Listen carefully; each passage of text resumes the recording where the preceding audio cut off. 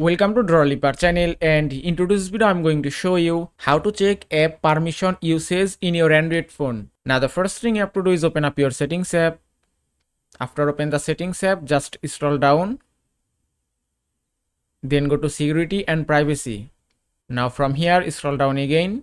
From here just tap on permission used in last 24 hours, and that's it. Now from here you can check your app permission usage. Here you can see two options, permissions and apps. Suppose if I select permissions, now from here you can check any permission details as you want. Suppose if you want to check your microphone usage details on last 24 hours, just tap on microphone, and that's it. You can see in my phone last 24 hours microphone has been used by 5 apps. Here you can see game, keyboard, WhatsApp, Messenger. Also if you want to check your camera permission details, just go back and then find camera, then just tap here, and that's it. You can also check your permission use time from here. And that is how you can check app permission usage in your Android phone. I hope this video was helpful. If it was, please give it a thumbs up and don't forget to subscribe.